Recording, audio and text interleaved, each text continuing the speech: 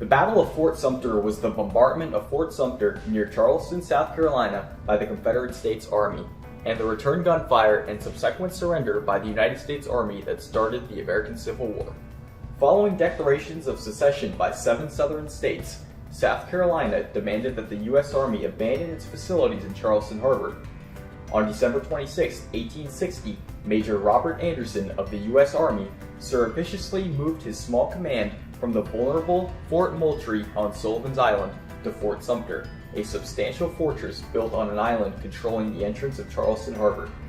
An attempt by U.S. President James Buchanan to reinforce and resupply Anderson using the unarmed merchant ship Star of the West failed when it was fired upon by shore batteries on January 9, 1861.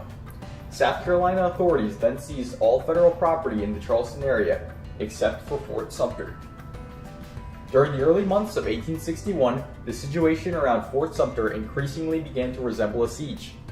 In March, Brigadier General P.G.T. Beauregard, the first general officer of the newly formed Confederate States Army, was placed in command of Confederate forces in Charleston.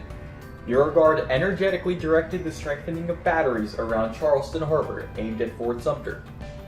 Conditions in the fort, growing ever dire due to shortages of men, food, and supplies, deteriorated as Union soldiers rushed to complete the installation of additional guns. The resupply of Fort Sumter became the first crisis of the administration of the newly inaugurated U.S. President Abraham Lincoln following his victory in the election of November 6, 1860. He notified the governor of South Carolina, Francis W. Pickens, that he was sending supply ships, which resulted in an ultimatum from the Confederate government for the immediate evacuation of Fort Sumter, which Major Anderson refused. Beginning at 4:30 a.m. on April 12th, the Confederates bombarded the fort from artillery batteries surrounding the harbor. Although the Union garrison returned fire, they were significantly outgunned, and after 34 hours, Major Anderson agreed to evacuate. There were no deaths on either side as a direct result of this engagement, although a gun explosion during the surrender ceremonies on April 14th caused 2 Union deaths. Following the battle, there was widespread support from both North and South for further military action.